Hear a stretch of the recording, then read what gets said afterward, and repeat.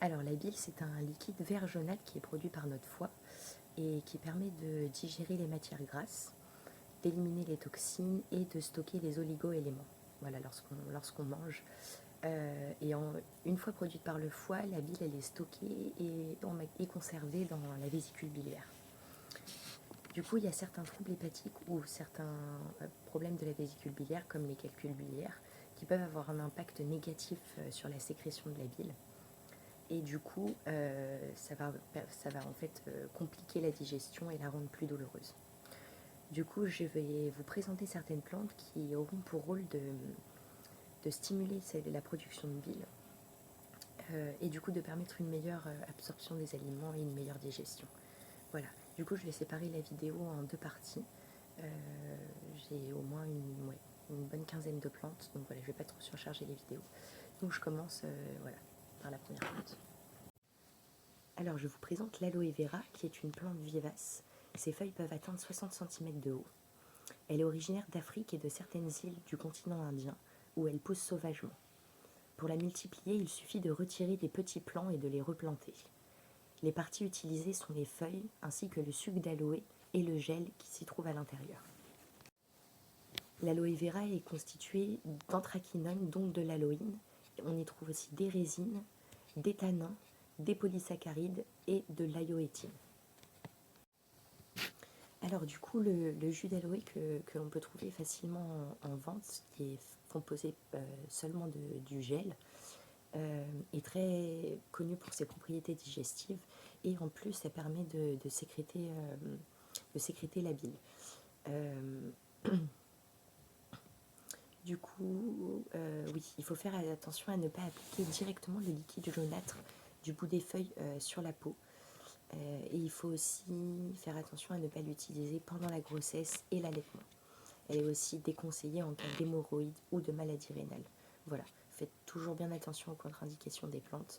Voilà, c'est comme les médicaments, il faut faire bien attention. Ensuite, la deuxième plante, c'est le chardon-marie, qui s'appelle en latin Cardus marianus. C'est une plante épineuse avec des fleurs violettes mauves qui peut atteindre 1,5 m de hauteur. On la retrouve dans toute l'Europe, où elle pousse dans des terrains en friche et ensoleillés. Les parties utilisées sont les fleurs et les capitules floraux, et les graines aussi, qui se récoltent en été. Le chardon-marie est constitué de 1 à 4 % de flavonolignanes, dont de la silimarine. On y retrouve aussi des principes amers, de l'histamine et de la tyramine. Alors la silimarine, elle se retrouve dans les graines et c'est cette substance qui agit comme protectrice du foie et qui va aussi stimuler les sécrétions biliaires. Du coup, ça va être les graines qui vont se prendre en infusion plusieurs fois par jour. La troisième plante est le curcuma, qui s'appelle Curcuma aromatica. C'est une plante vivace de presque 1 mètre de haut. Il est originaire d'Inde et d'Asie du Sud-Est. On peut le multiplier en bouturant sa racine. Et c'est seulement le rhizome qui s'utilise sec ou frais. Le curcuma, il est constitué de 5 % d'huile essentielle avec de la zingibérène et du turmérone. On retrouve aussi des curcuminoïdes avec 5 % de curcumine. Il y a des principes amers, de la résine et des composés phénoliques dérivés de l'acide caféique. Alors le curcuma, c'est un stimulant du foie et en plus il stimule les sécrétions biliaires. C'est le rhizome qui se prend en décoction plusieurs fois par jour. Alors il faut faire attention, à forte dose il peut provoquer des irritations cutanées et gastriques. Du coup il faut voir avec un spécialiste, voilà, et ne pas aussi s'exposer trop longtemps au soleil si vous mettez le curcuma sur la peau. Voilà, ça peut provoquer aussi des brûlures ou des irritations cutanées. Ensuite, il y a la menthe poivrée qui s'appelle Mentha piperita, qui est une plante annuelle aromatique de 80 cm de haut. Elle est cultivée en Europe, en Asie et en Amérique du Nord. Et elle est semée au printemps et récoltée en été juste avant la floraison. Les parties utilisées sont les feuilles, les parties aériennes sèches ou fraîches et l'huile essentielle. La menthe poivrée est constituée d'1,5 % d'huile essentielle avec 35 à 55 % de menthol et 20 à 40 % de menthone. On retrouve aussi des flavonoïdes avec des menthocides, des phénols et des triterpènes. Donc voilà, pour les constituants, comme je le dis dans toutes mes vidéos, je vous laisse le soin de regarder sur internet et de vous renseigner par vous-même. après vous verrez qu'il y a des petites similitudes, vous les retrouverez en plus assez souvent dans les mêmes plantes. Donc voilà, ça peut être très utile aussi de les connaître. Alors la menthe poivrée, c'est une plante excellente pour tout le système digestif. Elle stimule les sucs digestifs et la bile. Du coup, ce sont les feuilles et les fleurs fraîches qui se prennent en infusion pour stimuler les sécrétions biliaires. Alors il faut juste faire attention à ne pas l'administrer à des enfants de moins de 5 ans et aussi ne pas utiliser l'huile essentielle en voie interne. Voilà. Ensuite, il y a le romarin qui s'appelle Rosmarinus officinalis, qui est un arbrisseau aromatique de 2 mètres de haut. Il est originaire du bassin méditerranéen. On le retrouve beaucoup en Europe du Sud. On le cultive par semis ou en bouture au printemps. Les parties utilisées sont les feuilles sèches ou fraîches et l'huile essentielle. Le romarin, il est constitué d'huile essentielle avec du bauméol, du camphène, du camphre et du cinéole. On retrouve aussi des flavonoïdes avec de l'apigénine et de la diosmine. On a aussi des tanins, de l'acide rosmarinique, des diterpènes et des rosmaricines. Voilà une plante bien chargée en constituants, avec beaucoup de propriétés et qu'on retrouve en plus partout. C'est une plante fabuleuse, le romarin. Et du coup, ce sont les feuilles en infusion qui stimulent les sécrétions biliaires. Donc voilà, à prendre plusieurs fois par jour.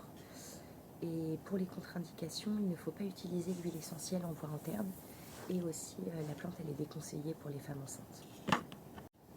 Ensuite, il y a la verveine officinale, qui s'appelle la Verbena officinalis, qui est une plante vivace, avec des fleurs disposées en épis. La plante, elle peut atteindre 1 mètre de haut. La verveine, elle pousse naturellement en Europe, en Afrique du Nord, en Chine et au Japon. Elle se cultive par semis au printemps ou en automne. Ce sont les parties aériennes qui s'utilisent, fraîches ou sèches, et qui se récoltent en été lors de la floraison. La verveine officinale, elle est constituée d'iridoïdes avec de la verbénone, de la verbénaline. On y retrouve aussi de l'huile essentielle, des mucilages et des tanins. Alors du coup, la verveine, c'est un tonique digestif. Elle va stimuler et faciliter la digestion des aliments, notamment en sécrétant davantage de bile. Du coup, ça va être les parties aériennes qui vont s'utiliser en infusion plusieurs fois par jour. Du coup, il faut faire attention à ne pas l'utiliser de manière excessive car elle peut provoquer des vomissements. Donc il faut voir avec un spécialiste pour les doses et ne pas l'utiliser pendant la grossesse. Voilà, j'ai terminé cette vidéo. Voilà, je vous ai présenté 6 plantes. Je vais vous refaire une autre vidéo avec le reste des plantes. Il y en a vraiment beaucoup pour stimuler la bile. Donc voilà, vous inquiétez pas si vous avez une production affaiblie. Voilà, il y a plein de plantes qui peuvent vous aider. Pas besoin de médicaments. C'est un peu le but aussi de vous partager toutes ces plantes-là. C'est aussi de pouvoir trouver les remèdes naturels et voilà, de permettre au corps aussi de se renouveler naturellement et de ne pas être chamboulé par des éléments chimiques, quoi. Voilà. Donc j'espère que ça vous aura servi cette petite vidéo donc voilà, si vous avez des problèmes hépatiques, des calculs biliaires, tout ça, ça peut vous être très utile. Donc voilà, c'est des plantes qu'on trouve assez facilement, le romarin, la verveine, le chardon-marie, le curcuma, c'est des plantes voilà, assez faciles d'utilisation aussi. Donc voilà, profitez-en et la prochaine vidéo sera sur la blénorragie. Voilà. Passez une bonne journée.